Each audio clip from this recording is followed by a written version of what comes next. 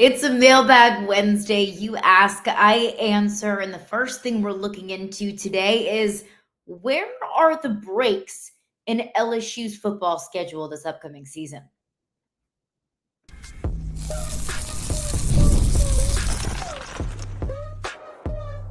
You are Locked On LSU, your daily podcast on the LSU Tigers. Part of the Locked On Podcast Network, your team every day.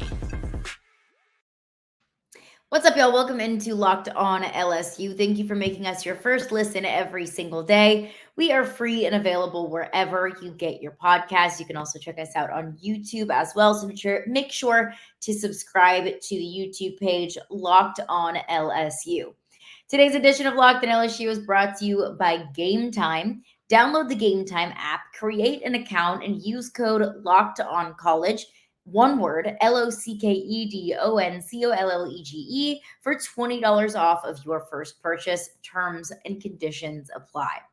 Let's get into it. It's a Mailbag Wednesday. You ask the questions, I answer the questions. You send in your comments and concerns and things that you like, whatever it might be. You send it in and we discuss it right here on the podcast. So let's get right to it. One question that was sent in, I love this question. I love me a good schedule breakdown, especially when it's June. This question is, what kind of breaks exist on LSU's schedule this upcoming season? I just went ahead and ventured to guess that they're talking about the football schedule. If I'm wrong, you'll let me know. A couple of things here before we kind of deep dive into it. First and foremost, breaks don't usually always exist in an SEC schedule. Like, even if you might get a game here and there that seems pretty favorable, or you get a tough team at home, whatever it might be, like, you're still playing a top 20 strength of schedule. Actually, I saw this statistic today. ESPN put out their strength of schedule rankings. Guess how many SEC teams are in the top 10? 9. 9 of the top 10 hardest strength of schedules in all of college football are SEC teams. That's how freaking good this league is. And that's how much better this league got with the addition of Texas and Oklahoma. So the breaks don't really exist, maybe compared to the Big 12, I almost said the Pac-12 because the RIP doesn't exist anymore. Maybe compared to like the Big 12, or maybe looking at like Florida State schedule in the ACC. Like, yeah, like if I could play Boston College every year, that'd be great. But this is the SEC. So let's look at some breaks on LSU schedule. The first thing that comes to my mind is this upcoming season. I guess you could call it a quote unquote break. You could Oklahoma instead of Texas. We knew that in year one of Texas and OU of the expanded SEC, that every team was going to get one or the other. And frankly, I fully expected LSU to get Texas, since after the 2019 season, there was kind of a budding rivalry. LSU played at Texas. I thought, okay, maybe LSU gets Texas this year, kind of like a home and home kind of vibe. LSU got Oklahoma. Oklahoma is nothing to sneeze at, okay? Oklahoma isn't like some sort of, jabroni butt crack state university. Oklahoma is still going to be a top 25 team, at least I believe. But it's not Texas. Like, Texas is a national championship contender. Texas is one of the two best teams entering the SEC this season, just based off of what we know, based off of rosters and talent acquisition. Texas was a college football playoff team last year. And while they lost their two starting receivers in A.D. Mitchell and Xavier Worthy, while they lost their two defensive tackles in Tavondre Sweat and Byron Young, Texas went out and replaced those defensive tackles, which is something that LSU just thought, hey, we don't really have to do that. I digress. Went out and replaced those receivers. Isaiah Bond, remember the, 4th and 33 in the Iron Bowl? Jalen Milroe lets it rip. Isaiah Bond comes down with a touchdown. Like, Isaiah Bond is one of the best receivers in the SEC. So Texas supplemented their roster in the offseason. They're returning a legitimate starting quarterback, a legitimate, I think, Heisman contending quarterback in Quinn Ewers. I believe, if you check the sports books, he has the second best odds to win the Heisman, at least going into the season. We know that, what a Heisman odds look like on June 5th are much different than December 1st, but you catch my drift. That's one quote unquote break, if you want to call it that. We're going to have to, it's not a break necessarily, but you're going to have to get creative here, considering there aren't very many breaks that in fact exist. The other thing that I look at when evaluating a schedule is, where do you play the best teams on your schedule? I would say the most difficult games on LSU's schedule are Ole Miss and Alabama. Honorable mention, I would say Texas A&M and Oklahoma. I know I just called them a break. They're not a real break. They're still a good team. Well, Ole Miss, Alabama, let's throw in Texas A&M and Oklahoma. You play 3 of those 4 teams at home. You get Ole Miss at home, you get Alabama at home, and you finish out the season against Oklahoma at home. The only game that you do not play at home is Texas A&M. Now, that's a tough one. The last however many years, 8 years, the home team has won that matchup. LSU won last year in Tiger Stadium. 2022, LSU goes on the road at Texas A&M. If they beat Texas A&M, there was a path for LSU to get to the college football playoff. Texas A&M, a 4-win team at the time, had no business beating this LSU team, but they did. 2021, Coach O already got fired. He's the interim ending that season. Texas A&M had college football playoff hopes. LSU hosts A&M, and they beat A&M shockingly. Let me go back to, what was it, the 2018 season. Obviously, they beat them in 2019. The 2018 season at Kyle Field, that was the 7 overtime game. So that is something, like, recent history is not something that I ignore when it comes to that matchup, because it's 2 of the most electric environments in the Southeastern Conference that home field advantage plays such a big part in that matchup. At least it has over the last few years. That's never an easy road trip. You're always going to want to rather get those, SEC West rivals. I know the SEC West doesn't exist anymore, but bear with me. But at least looking at the 4 toughest schedule, or the toughest games on the schedule, you get 3 out of the 4 of those at home. That's a pretty solid break. Also, let's pull up LSU's schedule last year. I remember this past season, there was a chunk of really difficult games. Maybe it was the year before, but anyways, it doesn't matter. There's going to be certain years where, and it differs every single year because teams are good and bad in different years, and where you play them might be different. There will be chunks of LSU's schedule where they will play an absolute gauntlet for 4 or 5 weeks, whether it's, hey, by the way, you got back to back against Florida, and then Alabama, and then Texas A&M, and then whoever else. The toughest chunk that I see on LSU's schedule in week 1, 2, 3, 4, 5, 6, you play Ole Miss again at home, and then you go on the road at Arkansas, then you go on the road at Texas A&M, back home against Alabama, and then you go on the road at Florida. That's the toughest chunk of the schedule. It's not a cakewalk, again, because this is the SEC and anything can happen on any given Saturday.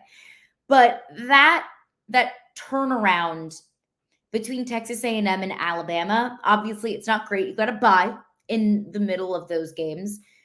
But it's not like a back-to-back where it's like, oh, man, that is absolute murderer's row. Again, it's not easy, but you have some home games thrown in there. You have a game, albeit on the road against Arkansas, and the Arkansas game is always going to be, more uncomfortable and more anxiety-ridden than it should be. But again, I don't really necessarily expect Arkansas to be a great team that year. So that breaks up the Ole Miss and Texas A&M games. Obviously, you go back-to-back Arkansas to Texas A&M on the road. That's a 2-week span that you're not going to be playing at home. That's going to be difficult, but then you get back home. Obviously, it's against Alabama. You don't love that. And then you have Florida on the road at Florida. Billy Napier might not be coaching at Florida at that point. So who knows what Florida is going to be by November 16th. And then you host Vanderbilt. And then you host Oklahoma. You get back-to-back home games at the end of the season when those wins might matter if you're in contention. Obviously, they're going to matter. But if you're in contention for a college football playoff, if you're a little bit banged up, if you've had some road woes throughout the season. So take all of this with a grain of salt, because the way that we might feel about a certain team could actually end up be playing out completely differently. I look at Alabama as a really tough game. Maybe Kalen DeBoer's first year comes with more warts than we expect it to.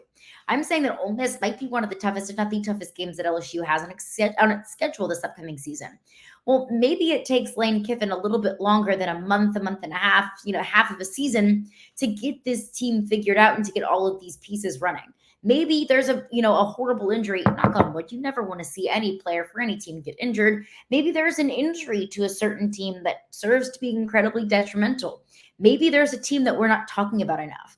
Maybe Billy Napier in year 3, pushes through, and Florida's a 10-2 team this year. I'm not going to put my money on it. Maybe Arkansas, maybe Bobby Petrino was the missing piece in this Arkansas team, goes on a tear. I don't know. At this point, I don't know.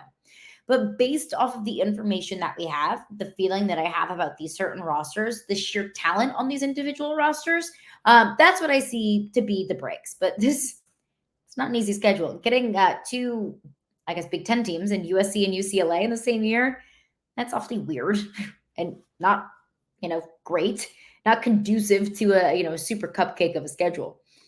More of your questions on a Mailbag Wednesday coming up after just a couple of words from our sponsors. All right, I want to tell you about Game Time. So Game Time, honestly, this is not just, for the ad. Game Time is the first place that I go to find tickets for anything, whether it's sporting events, concerts, musicals, plays, comedy shows, whatever it is. I go to Game Time and I defer to Game Time. And if you're looking for NBA Finals tickets, then Game Time makes it even easier and faster. Prices on the Game Time app actually go down the closer it gets to tip off. There's killer last minute deals, all in prices, views from your seat, and their lowest price guarantee. Game Time takes the guesswork out of buying NBA tickets. Another thing that I love about the Game Time app is that it is so easy to get your tickets. That all you have to do is just, click on the seats that you want, which is amazing because you get a panoramic view from your seat from the app before you buy. So you know exactly, okay, this is how far I'm going to be from the floor. This is how close I'm going to be, to one side of the court or another. But also it's just the process is so incredibly simple. So take the guesswork out of buying NBA Finals tickets with Game Time. Download the Game Time app, create an account, and use code LOCKEDONCollege for $20 off of your first purchase. Terms apply. Again, create an account and redeem code LOCKEDONCollege, LOCKEDONCOLLEGE, for $20 off of your first purchase. Download Game Time today. Last minute tickets, lowest price guaranteed.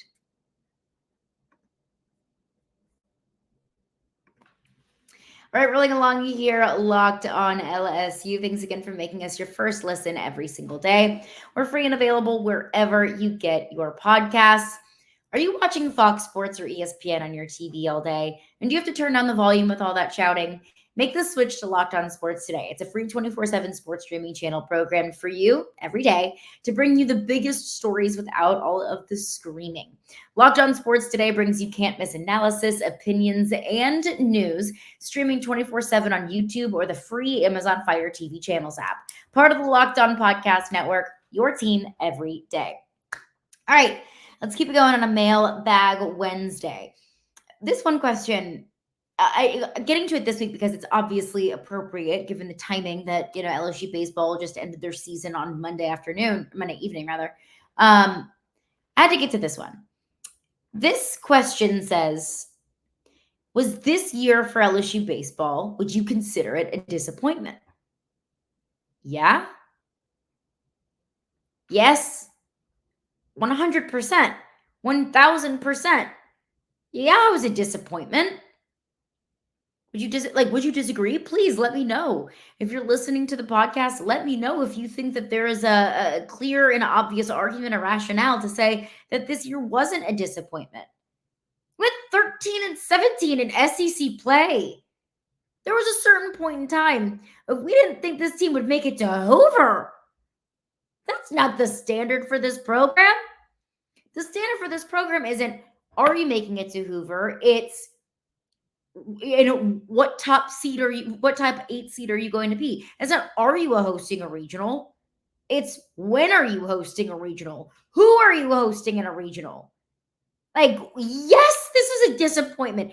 Go back to any point in time from February on to when you thought to yourself, man, this baseball team is really going according to plan. This is exactly what I expected for this team. Yes! And I understand it's easy to look at the postseason and Hoover and how well LSU played coming down the stretch. And absolutely, Jay Johnson gets credit for that, for the turnaround, for recognizing the flaws in the system with the roster and making the changes that he needed to make. Not the roster, rather the lineup. Looking at the issues in the lineup, you move Braswell to a leadoff hitter, and all of a sudden, Michael Braswell becomes one of your most reliable hitters late in the season. So it's not, credit to the coaching staff, absolutely, but the outcome, the first half of SEC play, I was at the LSU Tennessee baseball series in Knoxville. You know what I thought the entire time? This freaking team is so embarrassing. This team is so embarrassing. This team is so frustrating. This team leaves way too many runners in scoring position. Why can't this team make contact? Why can't you make a simple play at first or second base? Why are they making that base run? Like, why? How? What in the world is going on? That's what was going through my head. And I'm sure I'm not alone there. So yes, the season was a disappointment. Was it an utter and complete disaster?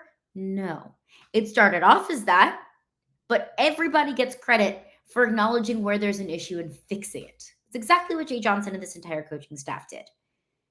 I understand that this roster had no Cade Beloso, that this roster had no Gavin Dugas, and obviously, most notably, no Dylan Cruz and no Paul Skeens. I get it. I know you lost a lot of talent after that national championship run last season. But you also brought back a lot of talent, too. You brought back a lot of talent. You brought in a lot of talent, as we saw from some of these freshmen, Ashton Larson and Stephen Milam, so on and so forth. So, yeah, it was a disappointment. Is it Jay Johnson on the hot seat? No, because of the late season coaching job, and also because it won a national championship last year. But yes, it's okay to say this was disappointing. It's okay to say that you were disappointed. This is LSU baseball. This is LSU baseball we're talking about here. 7 national championships, second most in college baseball history. Like, jogging your memory here. Like, yeah, it's okay to say that a regional exit was disappointing. It's not the first time it happened, and unfortunately, it will not be the last. And it's about where this program goes from here. It's about where Jay Johnson goes from here. How do we see some of this young talent develop into the future core of the team? What do some of these younger guys that we haven't seen a lot from, what do they turn into? What does their role look like? What does the bullpen look like? Because it was announced today that Aiden Moffitt, the sophomore pitcher, the number 1 pitcher out of the state of Mississippi in the 2022 class, he's entered the transfer portal. And no, Aiden Moffitt wasn't a massive contributing factor to this team or last year's team. He pitched 17 innings, give or take. He had about a 5.6 ERA this past season. But Aiden Moffitt can sling it now. Like, Aiden Moffitt was pushing a hundo as a sophomore. So that's a guy that you're losing. Is that because of conversations that Jay Johnson had with some of the players and some of the pitching depth that they had of, hey, we're bringing this guy in, or we need to make space? Or is it just a decision that some of these pitchers that have entered the transfer portal have made for themselves? Perhaps, possibly, but it's about where you go from here. So yes, disappointed, but not so disappointed that it's, fire Jay Johnson. But speaking of that, I do want to get into a question about not just Jay Johnson, but about some of the bigger coaches for some of the larger sports at LSU. We'll get into that coming up next. All right, rolling along here on Locked On LSU, continuing on a Mailbag Wednesday. A couple of weeks ago, this person asked the question, which coach in football, baseball, and men's and women's basketball, which coach has the hottest seat? And I was like, well, I think it's pretty obvious. I think it's Matt McMahon.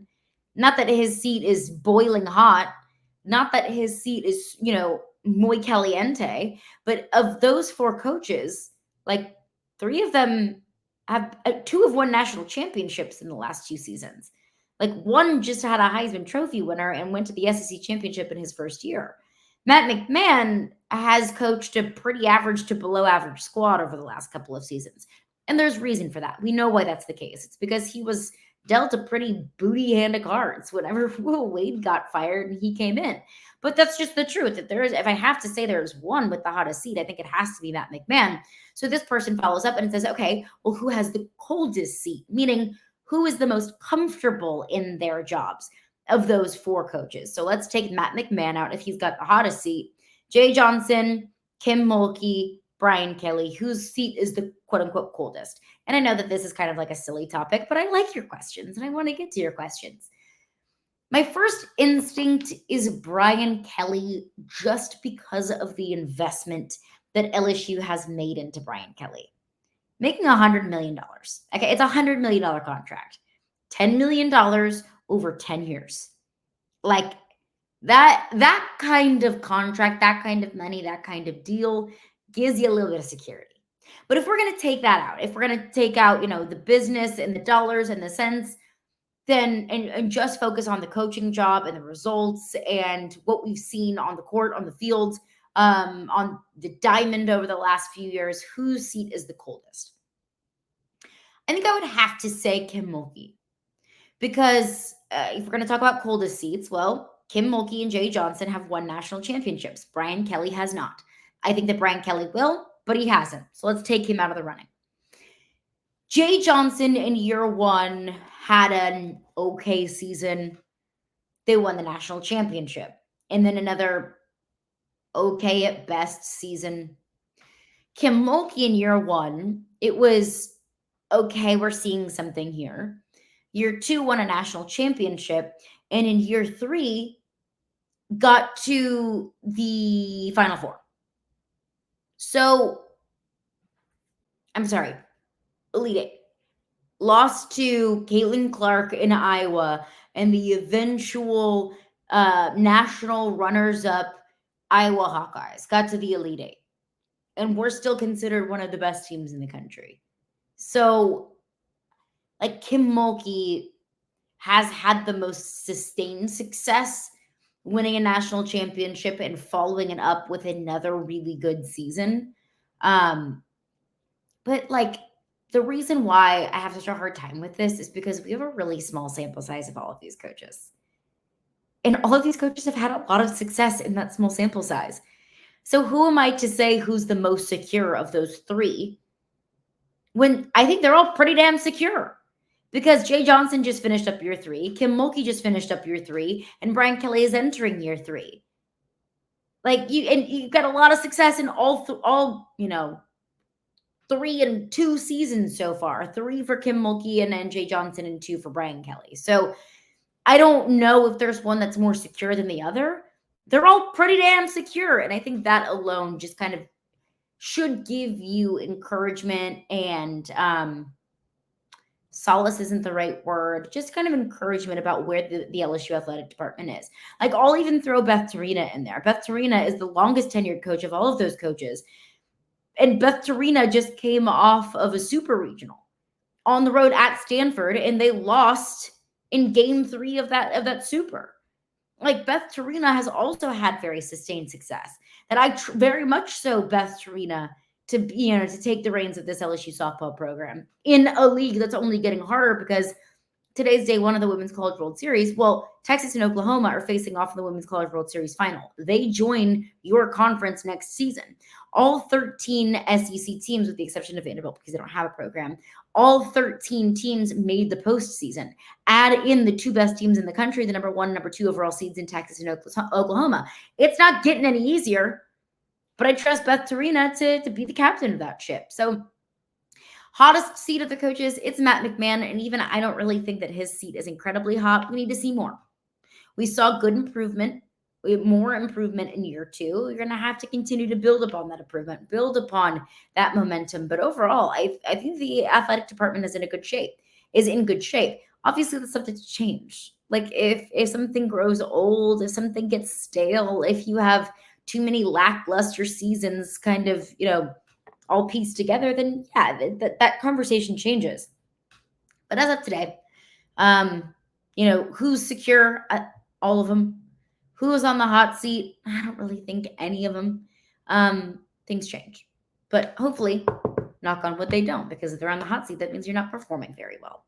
So that's going to do it for me today. Thank you for making Locked On LSU your first listen every single day. We are free and available wherever you get your podcasts.